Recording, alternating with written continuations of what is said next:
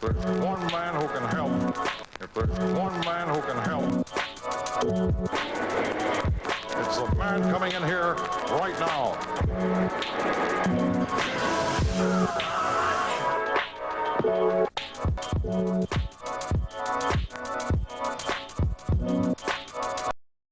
Hello everybody and welcome to another episode of the Fullmetal Alchemist Fan Guide. That is the episode guide podcast we've been doing for the 2003 Fullmetal Alchemist series, part of Fullmetal Friday, which in itself is part of a podcast I'm calling A Podcast Made Full Metal, in which I'm covering every episode of the original anime of Fullmetal Alchemist, so it's roughly going to be worth about one episode for each week of the year, though sometimes I cover a couple episodes in one.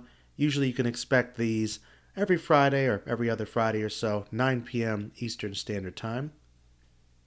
Today we'll be covering episodes 35 through 38. That is Reunion of the Fallen, The Sinner Within, The Flame Alchemist, The Bad Lieutenant, and Mystery of Warehouse 13. So kind of three stories in one there. And With the River's Flow. So we've got a lot going on these episodes. Reunion of the Fallen is basically kind of more of a backstory on Lust, as she's trying to kind of figure out more about herself and where she came home and from and where she basically was transmuted from, because she has those memories of Scar's brother being the person committing human transmutation and try to bring her back to life.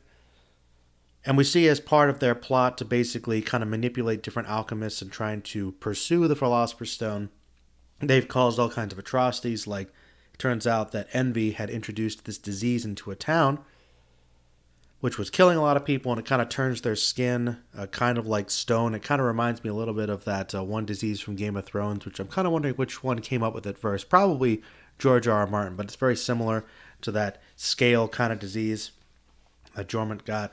And I guess they kind of like sort of freeze up and they die kind of in pain. It's pretty terrifying stuff. And she meets this young alchemist there who really wants to try and save her buddy, but doesn't quite have the skill to do so. And she starts training him with certain alchemical secrets that only he would know to kind of push him to become someone who would pursue the Philosopher's Stone, gives him a red stone to enhance his power. And there's that great scene where she has him bring this bird back to life, and it works. But then, as a little bit of foreshadowing, the bird flies away. It kind of sits on the bird, and then it just kind of falls dead to realize that, okay, it's only a temporary solution.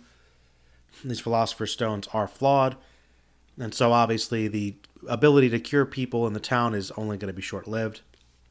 And this guy kind of falls in love with her because of the teachings, and I think also partially because of how she looks and how she comes off, but she's sort of taken by him because just his nature reminds her a bit of Scar's brother. Meanwhile, there is this other girl in the town that apparently he was supposed to marry, who is also slowly sick and being overcome by the disease. But Lust pushes him away and says, no, you got to be with her, because obviously she can't be with him. She's, kind of going down the dark path and isn't really able to do that. But it's clear that she has kind of a soft spot for him. And we cut to, I guess this was probably a long time before, maybe years before, and he sought her out again. And meanwhile, the Orc brothers actually meet his bride, who kind of tells them a little bit about what's going on. And we have that main storyline cutting back between the flashbacks, but ultimately they separate, and then they go back and try to start things again by healing people in the village, but she kills him, basically saying that she was basically saying that he was her one mistake, kind of that moment of weakness. And clearly it's that she has that little bit of a desire for humanity and figuring about her past, and there is some sympathy and some love, but ultimately she kind of gives into that killer instinct that she's just kind of, working for her master. And really, it's interesting because there's a bit of a contradiction with her and with some of the homunculi. They have this desire to be human, or at least that's their motivation to serve their master, but they also kind of lack that humanity, and they hate humans, and they have no problem kind of messing with them. So there's clearly that desire to kind of want to be accepted and get back to that normal life, but it doesn't work. And I actually kind of thought it was possible that maybe she killed him to kind of spare him from going down the path of pursuing the Philosopher's Stone, maybe as like a mercy. But I guess that might just be one way of reading it. I'm not sure if that's really accurate. Anyway, the Elric brothers do get back with Lydia, but by then it's too late. The diseases come back, and they all start basically dying. It kind of accelerates almost dramatically right when he is killed by her, and then she dies as well. So it does kind of end with Ed kind of suspecting that the homunculi are behind it because they have been doing these things before. The Sinner Within sees that the Ishbalans are being exported away after the incident before with Yoki getting killed. And we learn a little bit more about Ishbalan culture because Ed is obviously looking for Scar. And they actually find this one other Ishbalan who Scar had talked to before who actually did practice a form of alchemy. So we learned that, okay, yes, some other Ishbalans have practiced alchemy, which is forbidden.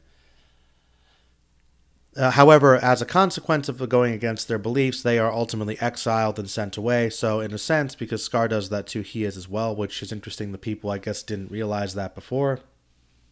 And we learn from that guy that there is the same principle to make a Philosopher's Stone, but theirs is more powerful, more effective, just because there's the realization that it requires a great deal more sacrifice. So maybe tens of thousands, hundreds of thousands of people. Basically, any big disaster or war, if there were the properties around and the transmutation circles around prepared, you could theoretically create a really powerful stone that might actually be the Philosopher's Stone and allow people to have these great powers to bypass equivalent exchange, but with many, many, many sacrifices. Episode 37 is just kind of a couple of silly vignettes, but it's kind of funny. Basically, they try to look to have it get a girlfriend, which they try to hook him up with Armstrong's sister in this one, who sees this sweet, cute little thing, and he's all excited about it.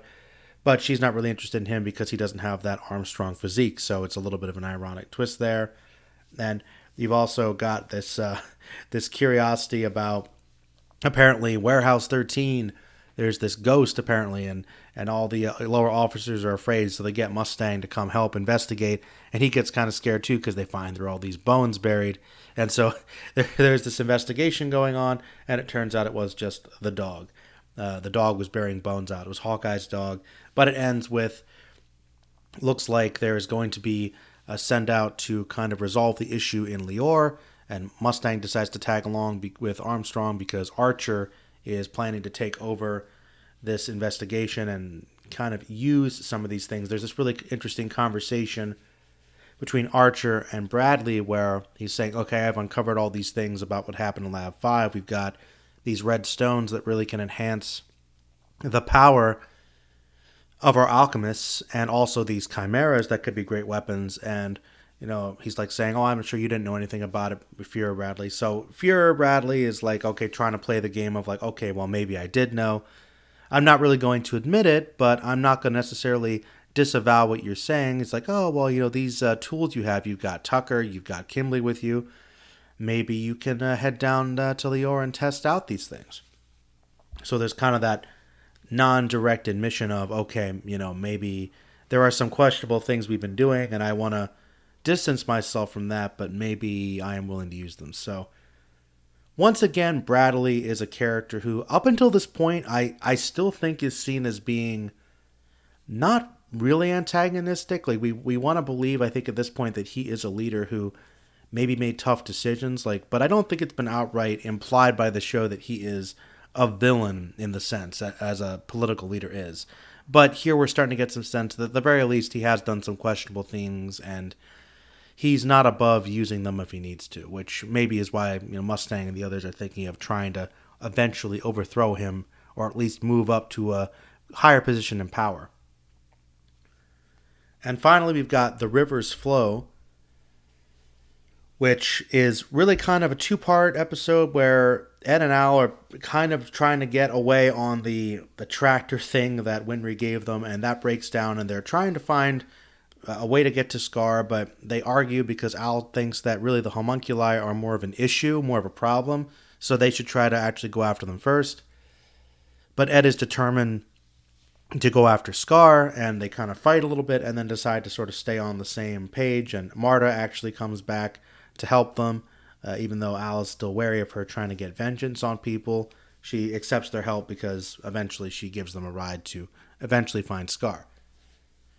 Meanwhile, back in Central, Sheska and Winry actually team up because Sheska has been investigating what Hughes was investigating to try and find out what happened to him, and discovering that, okay, once again, Juliet Douglas was the soldier who supposedly had caused the fighting in Ishbal, which caused all that destruction, all those deaths, but apparently the record said that she had been dead a couple years before, and yet somehow she was listed at the fight, and she'd ended up being promoted as the Fuhrer's secretary.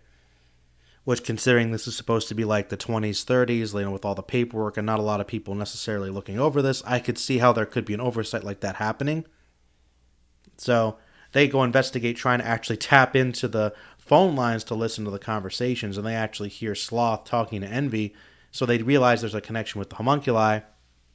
However, Sloth realizes, I guess this is one of her powers, that somebody is listening to them, and she actually goes through the vents and pursues them in her watery form, and she is possibly going to kill them, but Winry recognizes that it is in fact the same face as the Elric's mother, and that actually causes her to stop in her tracks, and they actually get rescued by some of the other officers.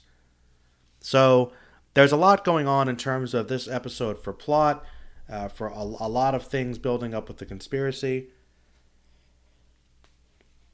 My overall feelings and general view of these episodes.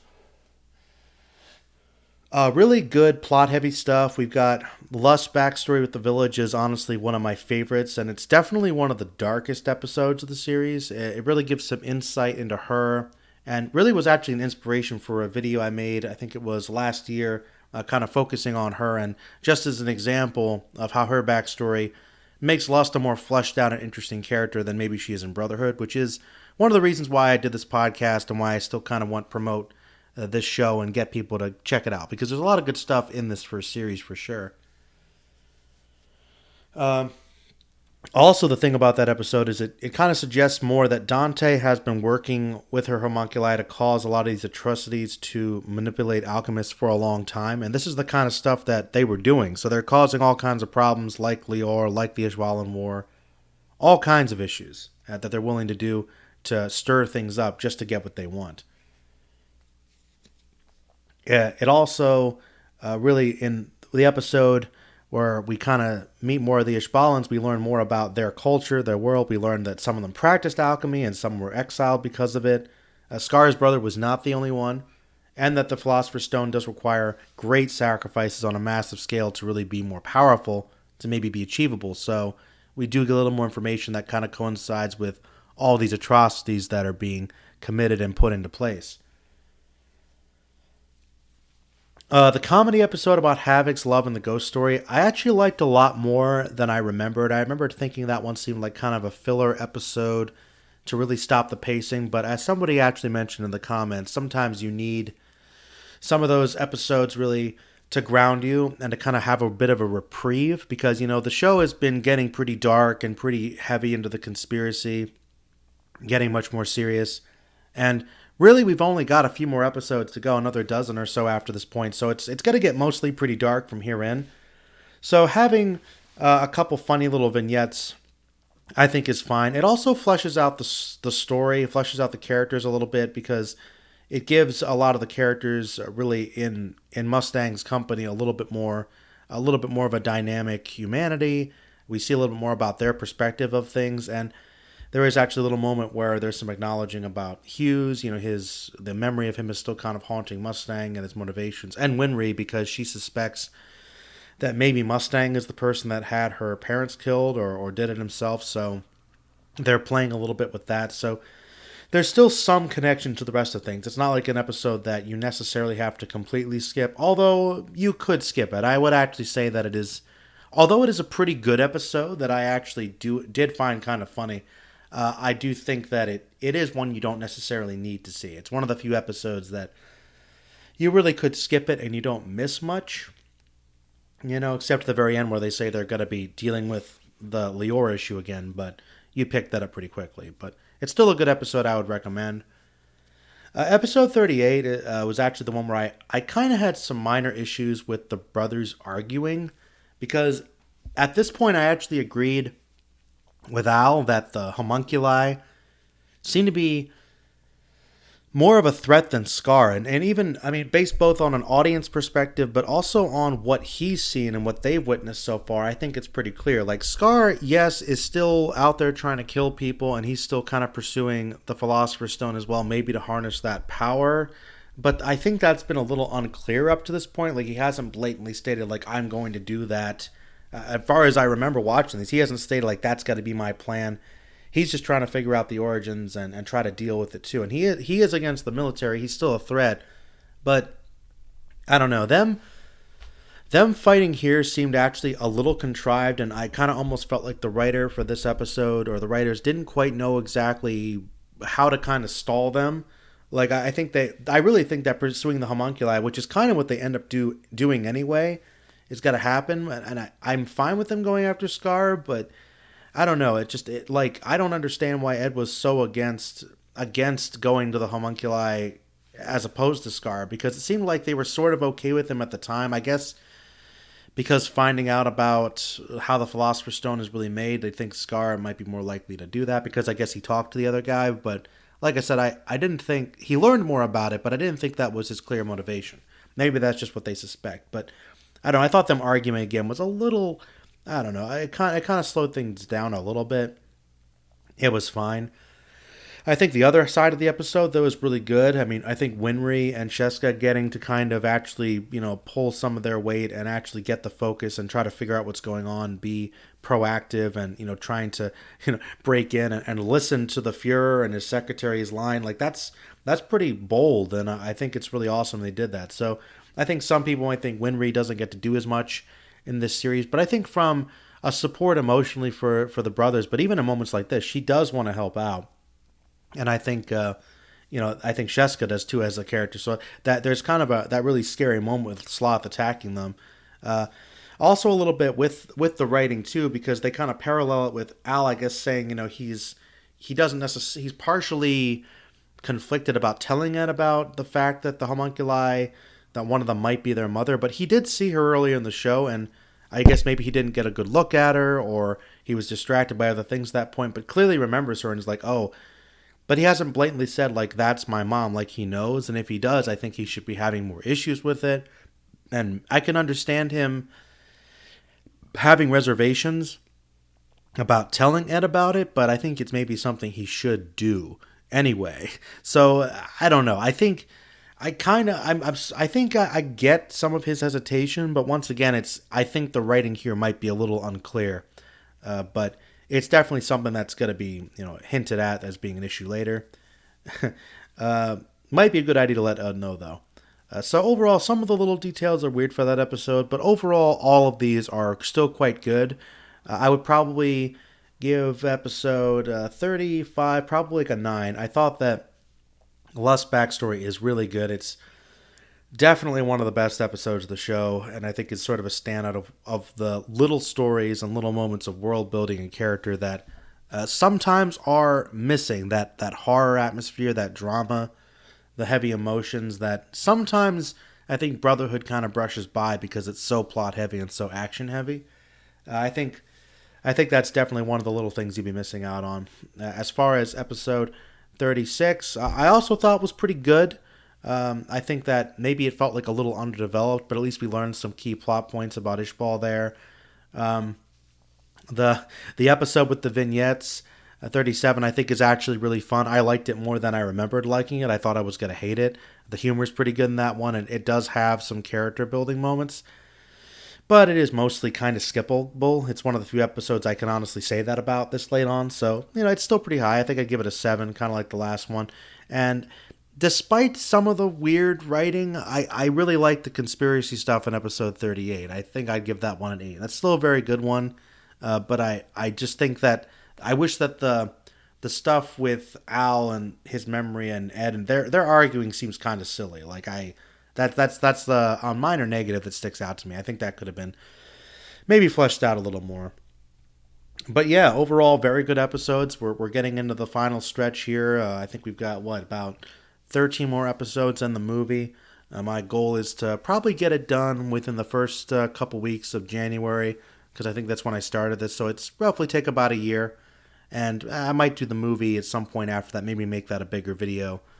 But yeah, so let me know your thoughts on these episodes, anything I missed or may not have thought of. Did you like any of them more than others or not? How do you feel about the show at this point, rewatching it or from your memories? Let me know. I appreciate everybody who's been watching it, listening up to this point. It's been good. It's been something I've been talking about, doing this podcast for years, and I just sat down and did it. It's been good going through Fullmetal Alchemist, and we're getting to the end here where I don't remember some of the later episodes quite as much we'll be getting into, so I might actually have some surprises coming up. I also think I want to talk more about Archer, because I think he's a really good, underrated villain, so maybe there'll be a video about him in the future. All right, everybody, well, thank you for listening, and I will see you later. In the meantime, stay magical.